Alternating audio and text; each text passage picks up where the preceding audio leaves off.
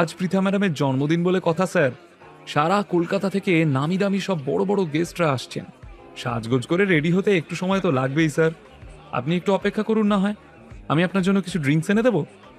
আক্তার বেশ যত্ন আত্তি করছিল নীলকে, তবে নীল হাত নেড়ে ইশারা করে আক্তারকে বারণ করল। এতক্ষণে অনেক গেস্টরা এসে পড়েছে। মৃদু তালে একটা জ্যাজ মিউজিক বাজছে। স্টার্টার সব সাজানো রয়েছে একদিকে, নামি দামি বিলেতি ড্রিঙ্কসের বারও রয়েছে তার পাশেই। অন্যদিকে রাখা রয়েছে সমস্ত গেস্টদের দেওয়া ছোট বড় মিলিয়ে হরেক রকমের নানান সাইজের গিফটস। নীল ভাবল, আমার উপহারটাও এখানেই রেখে দিই বরং। যেমন ভাবা তেমনি কাজ। ভিড় সরিয়ে গিফটের ছোট প্যাকেটটা রাখতে যাবে, হঠাৎই ভিড়ের মধ্যে থেকে সে শুনতে পেল কেউ একজন চিৎকার করে বলছে, এই রে, দেখো দেখো, উর্মিলা অজ্ঞান হয়ে যাচ্ছে, ধরো ওকে, শিগগির ধরো। কে এই উর্মিলা? কেনই বা পার্টির শুরুতেই অজ্ঞান হয়ে গেল সে? নীল কি চেনে এই উর্মিলাকে? সে কি এইমাত্রই তো ঠিক ছিল, হঠাৎ অজ্ঞান হয়ে গেল কি করে? কি কাণ্ড! এইমাত্র হাসি ঠাট্টা করছিল, আহ কি হলো বলো তো? পৃথা ম্যাডামকে কেউ খবর দাও। পৃথার জন্মদিনে আসা নিমন্ত্রিত গেস্টরা হইচই বাঁধিয়ে দিল। উর্মিলা এখনো মাটিতে পড়ে রইল। ওর চারপাশে লোকজন জড়ো হয়ে নিজেদের মধ্যে মুখ চাওয়াচাই করতে শুরু করলো। কেউ কেউ উর্মিলাকে ডাকতে শুরু করলো নাম ধরে। ওদের পারস্পরিক কথার শব্দে, ডাকার শব্দেও উর্মিলার হুঁশ ফিরল না। এরই মধ্যে আক্তার নীলকে নিয়ে এই ভিড়ের মধ্যে উপস্থিত হলো। ভিড় ঠেলে সরিয়ে সামনে এসে আক্তার দেখল অতীব সুন্দরী একজন মহিলা অজ্ঞান হয়ে মাটিতে পড়ে রয়েছে। ও চিনতে পারল উর্মিলাকে। এদিক ওদিক তাকিয়ে কাউকে যেন খুঁজলো আক্তার, আর তারপরই নিজের কপাল চাপড়ালো। আক্তারের এমন অদ্ভুত বিহেভিয়ার নীলকেও ভাবিয়ে তুলল। আক্তার, ইনি কে? তুমি চেনো একে? দুশ্চিন্তায় আক্তারের গলা শুকিয়ে গেল। সে বলল, গডফাদার, এনার নাম উর্মিলা চ্যাটার্জি। উনি দক্ষিণ কলকাতার সব থেকে বড় রিয়েল এস্টেট কোম্পানি চ্যাটার্জি ব্রাদার্সের সিইও। আক্তার এই মহিলার ইন্ট্রোডাকশন দিতে দিতে বলল, এর দাদার নাম কল্লোল চ্যাটার্জি, চেনেন আপনি? এলাকার একজন নামকরা পলিটিশিয়ান। আরে, কেউ তো ডাক্তার ডাকো, উর্মিলার হুঁশ ফিরছে না। এখানে আপনাদের মধ্যে কি কোনো ডাক্তার নেই? ভিড়ের ভিতর থেকে দু একজন চেঁচিয়ে উঠল। ঠিক সেই সময়, কেউ আমাকে ভেতরে যেতে দাও প্লিজ, সাইড, একটু জায়গা দাও প্লিজ, আমাকে ঢুকতে দাও, আমি আছি, আমি একজন ডাক্তার, একটু জায়গা করে দাও। চেঁচামেচি শুনে একজন মহিলা ভিড় ঠেলে উর্মিলার সামনে এসে দাঁড়ালো। সকলে একবার দেখেই চিনতে পারল ইনি ডাক্তার কমলিনী বসু, শহরের একজন নামকরা ডার্মাটোলজিস্ট। সকলে তড়িঘড়ি ডাক্তার বসুকে জায়গা করে দিল।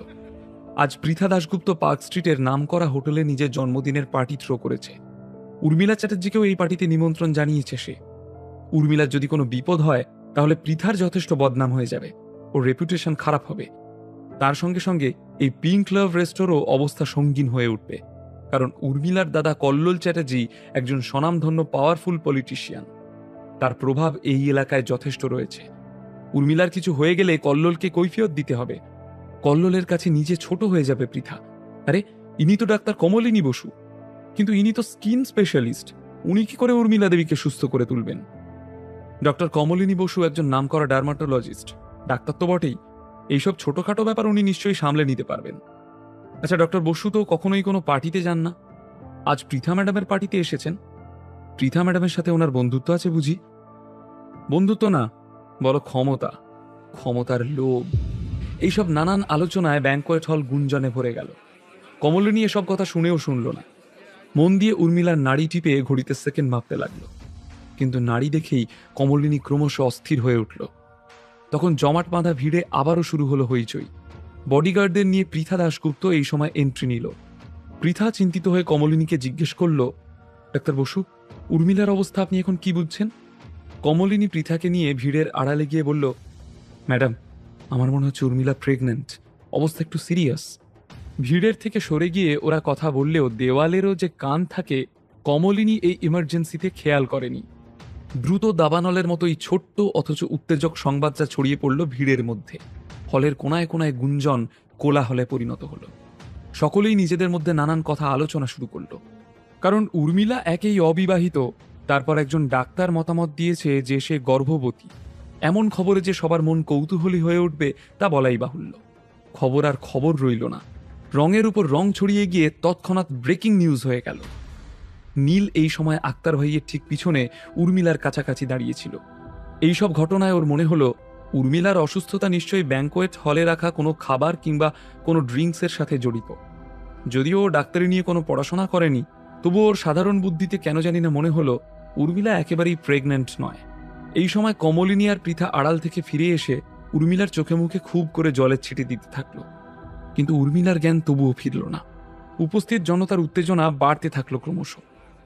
আরে, উর্মিলার তো হুঁশ ফিরছেই না, কি ব্যাপার বলো তো? এই উর্মিলা কমাসের প্রেগনেন্ট বলে মনে হয়। আরে আস্তে আস্তে, এই সব কথা এখানে কেন আলোচনা করছো? তোমরা কল্লোল চ্যাটার্জিকে কি চেনো না? জানতে পারলে কেউ আর আস্ত থাকবো না। কমলিনীও অ্যাংশাস হয়ে পড়ল। চিন্তিত হয়ে পৃথাকে বলল, ম্যাডাম, অবস্থা সুবিধের নয়। আমার মনে হচ্ছে যত তাড়াতাড়ি সম্ভব উর্মিলাকে হসপিটালাইজ করা উচিত। ওর সারা শরীরের র্যাশ বেরোতে শুরু করেছে, আর অপেক্ষা করবেন না। পৃথা সম্মতি জানিয়ে সঙ্গে সঙ্গে আক্তারকে হুকুম করলো গাড়ি বের করে রেডি থাকতে। ওরা এক্ষুনি উর্মিলাকে নিয়ে হসপিটালে যাবে। তখনই হঠাৎ করে নীল পৃথা আর কমলিনীর কাছে এসে বলল, হসপিটালে নিয়ে যাওয়ার কি খুব দরকার? আমার মনে হচ্ছে এখনই এসবের প্রয়োজন নেই। আক্তার ভাইয়ের কাঁধে হাত রেখে যেতে বারণ করলো নীল। এটা সেনদের সেই ওয়ার্থলেস জামাইটা না?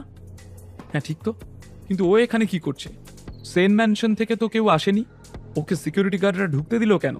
বিনামূল্যে গল্প শুনতে নিচের ইনস্টল বাটনে ক্লিক করুন এবং পকেট এফএম ডাউনলোড করুন।